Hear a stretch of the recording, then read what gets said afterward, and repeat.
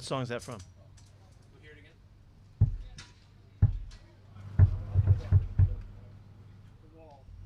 No. Car wash. Come on, guys. Beep. Okay, a lot of moving parts today. A lot of stuff going on. It's a big day in a lot of directions for guys that don't get a chance to stay with us, and guys that do make the club. And it's a big day for coaches and scouts, and and players and all of that. And so treat it with respect and all, and try to make it as clear as possible where everybody stands and all that as we go through the process. And so that's what we've been working on all day. The two undrafted guys who made it, Josh and Joey, what they show you to make the team? Both guys. Let me talk individually. Joey had a great camp. He just had a great camp, and he made plays in special teams, which was really where it started. I mean, it's a classic illustration of a guy, making some noise on teams, and so we look at him, to see can he also support and help us when in a position, and he did a really good job at that as well. But I give it to him. It was special teams that really won him his spot.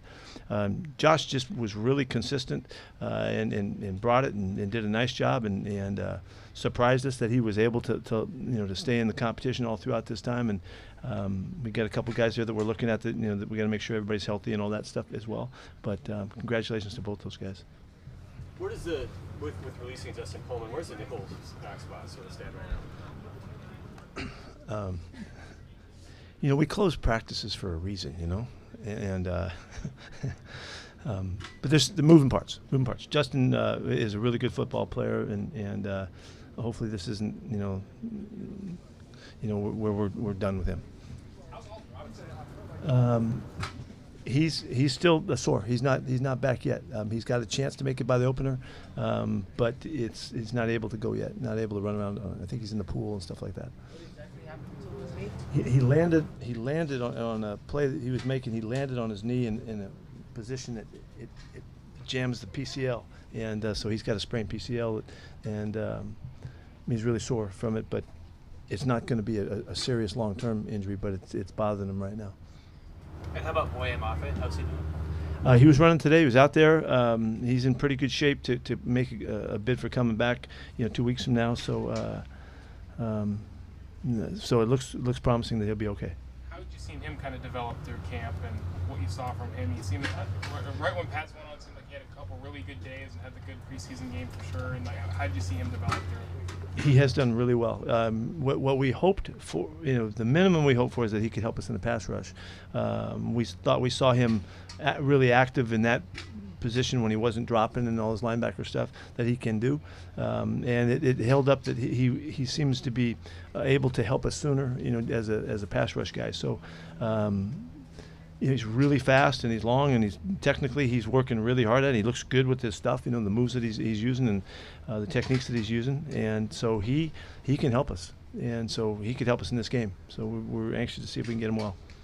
The receiver position was extremely competitive, but what allowed Tariq Young as a Division II player coming in to be able to separate himself from some of the veterans there? He never looked like anything but a guy that belonged, regardless of where he came from, and a few of us know where Lenore Ryan is, and he just never looked like that. He looked like he belonged right from the day one. He's physically really fit. He's a big, strong kid, fast. He ran routes better than we thought he would. He was clean in and out of his breaks. He's been strong at the catch. He's had, sometimes he needs to work on his catching the football a little bit better, but it's not because of he can't catch it. It's just because situations and getting banged around or whatever. But he's more than that. He's also a special teams guy. He's a really good blocker, and it really matters to him to be a physical player. And it showed up, and we just really liked him early on. And it was just, is he going to be able to hold it throughout camp? And he did.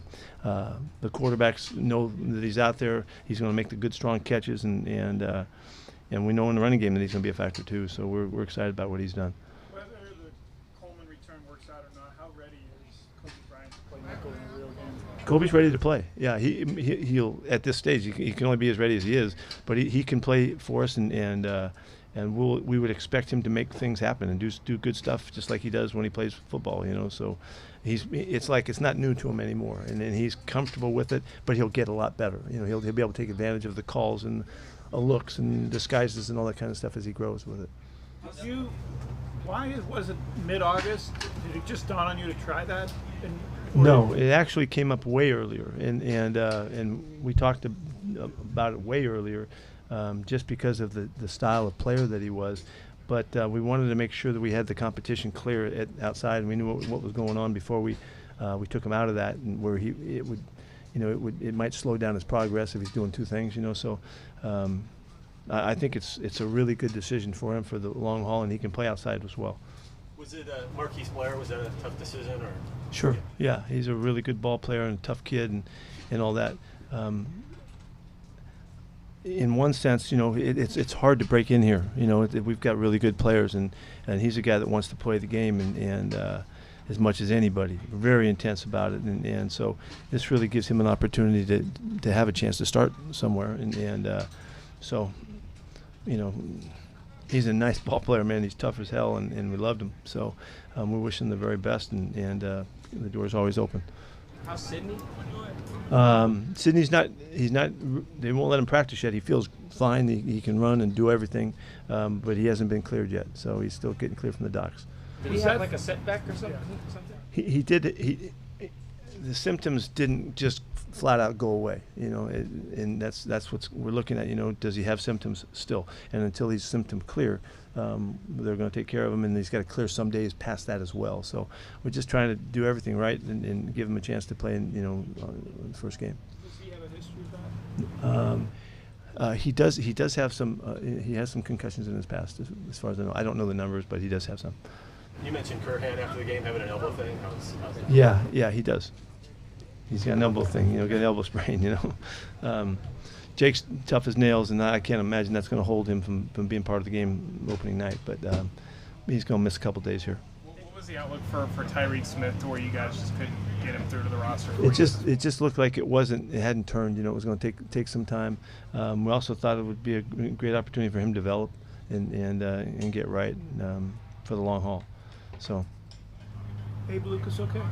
Yeah, he's got a little bit of an old knee thing that's bothered him. He's got some tendonitis, so we just rested him. Have you made a decision on a starter there? Yeah. Wait and see a little bit. I could hold something out on you. A lot of these guys who were waived or cut today will be back with the practice squad. With the new rules, how much do you emphasize to the practice squad guys? Still part of the part of the team. That's a big part of it, John.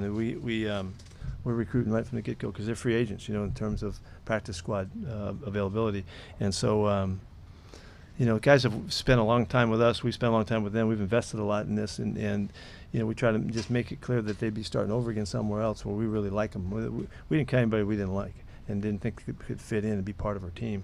And so this is just the next step for these guys, and it's a hard step because everybody wants to be on the club and all that. But that's there's a lot of mobility that through the practice squad format and all that. I love the practice squad setup. Like I told you guys last year, that it's such an improvement for us. More players is always better for the players, and so we'll try to max that thing out again and be really creative and flexible with that. But we're recruiting. Yeah, we want our guys to stay with us. How has Drew handled kind of the getting the news? He's disappointed. But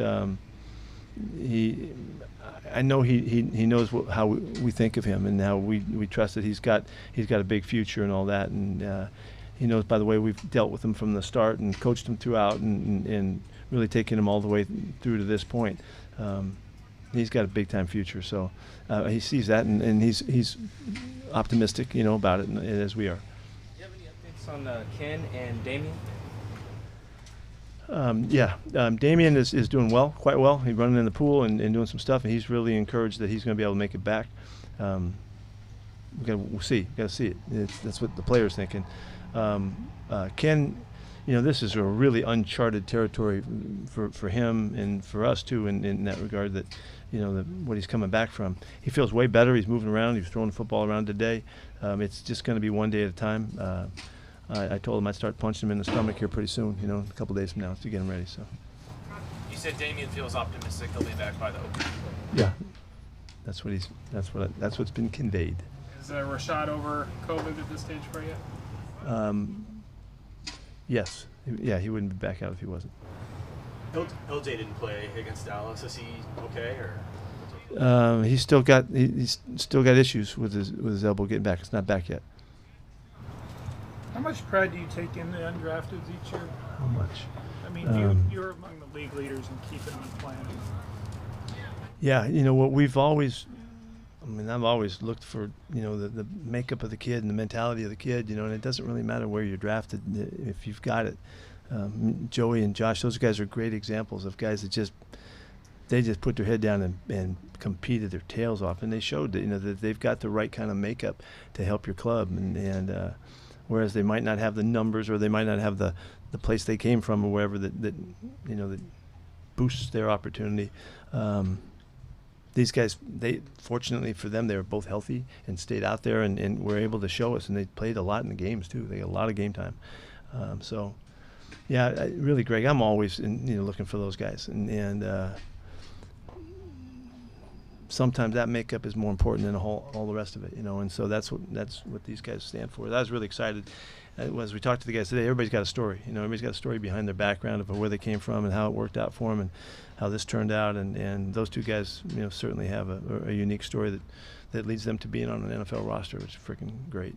How much does your history of playing guys help when you're calling right at the end of the draft? Do you think that makes a difference? I don't know that. You know, I mean, it's been a while, you know, to utilize all the recruiting part in the early years of guys.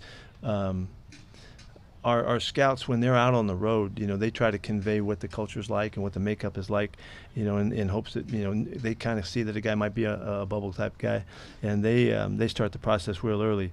But when it comes down to that, you know, those couple phone calls, and there's not a whole lot of time to talk about Doug Baldwin and, you know, and Curse and those guys, you know. So I don't think it plays in as much. But we do have, you know, there's a style about us. There's a way about Seahawks, and the message is somewhat out there, and even with the young guys at times.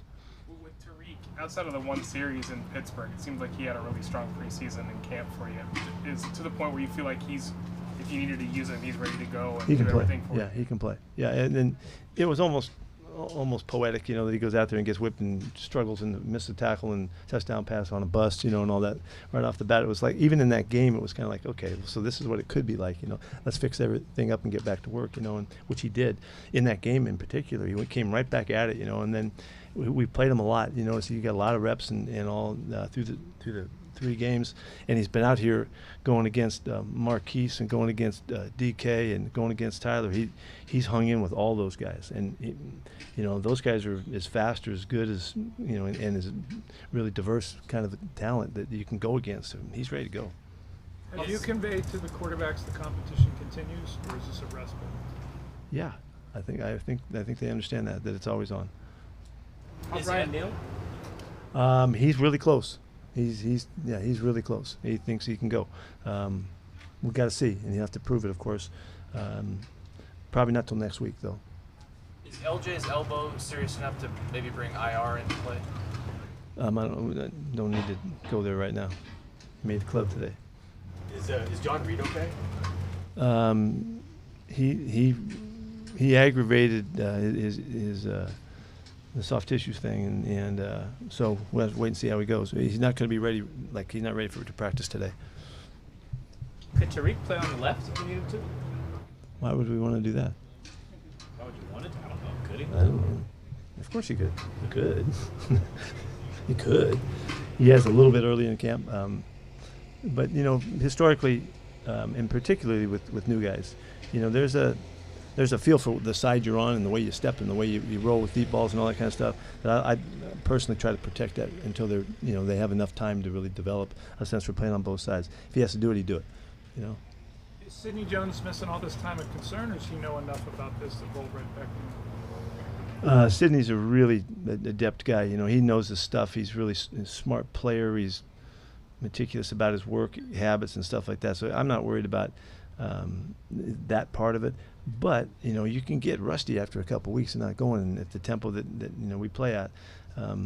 Practice is going to be important for him, and so hopefully we can get him back out here with some reps. Why didn't things work out with Freddie Swain? Guys at the spot was a really competitive position. Freddie's a heck of a kid, and we love the kid. And there's you know, choices we have to make. But the competition is really that which settles that, for us. And the other guys did a good job. Same for Bo Melton. Just too many guys. Yeah, Bo had a good, he had a good preseason for us. Showed a lot of really good stuff, and we'll hope that we're not done working with Bo Melton. Anything else? Thank you. Everything I say, John's